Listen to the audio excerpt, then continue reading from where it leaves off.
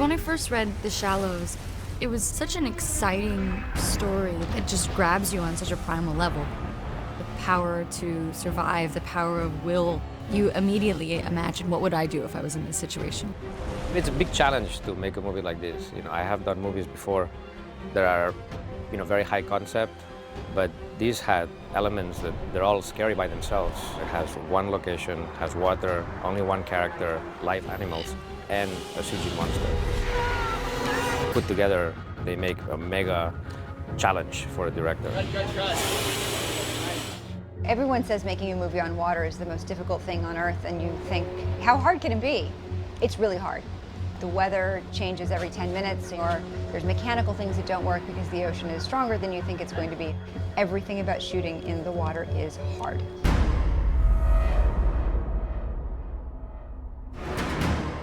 So we're here, we've just managed to install our rock. It's a very, very complicated engineering feat. It goes down about 5 meters all the way down to the bottom, where there are several tons of cement blocks that are holding this rock in place, which is identical to the rock that you're going to see in the tank. Yeah! Amanda! We had a replica of the rock that we used in the tank that we needed to put in the ocean first. We submerged a huge piece of grid, essentially, to try to get it on. The Australian marine divers are some of the best in the world, and we were very fortunate to have them on our crew, and they really worked very, very hard to help us with that. These are the guys that did it. Look at this incredible team of workers here. Unfortunately, the seas were so rough that for the first 8 days, we couldn't actually get it on. We had to reconfigure the rock so that we could figure out how to do it, and finally we were successful. Yeah. The power of the ocean, it can never be underestimated. You don't know, even if you get there with everything, with the cameras, the actor and everything, if the swell is going to let you shoot anything. The most complicated scene in that aspect would be the scene in which Blake is talking to the surfers. Careful, gringa. Shot out here for a little girl from Texas. I think I'll be all right. It's the simplest scene that you can imagine, and yet it's almost impossible to shoot because everything in the ocean moves. Even if it looks like the swell is not big, it's huge. So you have grips basically trying to right the crane to keep that steady.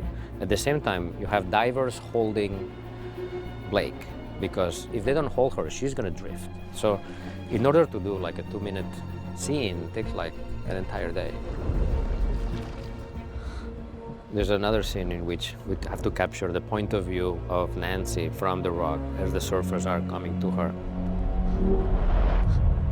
We cannot do that from a boat because, like I described, even if it's steady, it moves a little bit. So we use the platform from the rock and we extended that with a tripod, and we put a cameraman on top of the tripod in the middle of the ocean.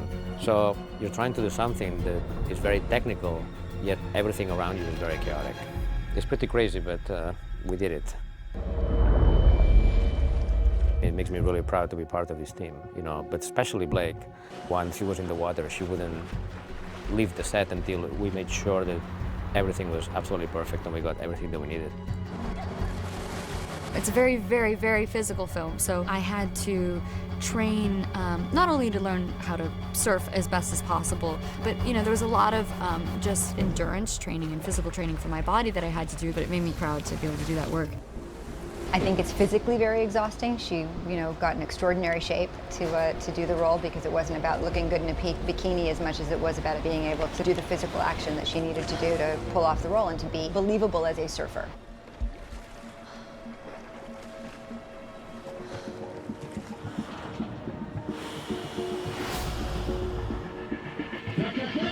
The island was chaotic and magical, and the tank was very technical and frustrating.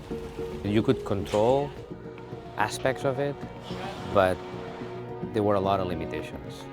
You're basically shooting for 30 days in the same direction, and you cannot just turn around because we have the wave machines over here and the cranes over there, which means that you're doing one shot like this and the reverse also like this. So it becomes a puzzle, but you're doing basically the same shot over and over again. The movement of the buoy is pretty complicated, so we built a hydraulic system that moved that buoy and actually swung it very, very wildly. The big thing with the buoy is that in the storyline the shark attacks the buoy, so of course when the shark attacks it, the buoy actually gets knocked down and ends up laying parallel in the water. And that created the movement of the shark attacking the buoy. It was quite successful.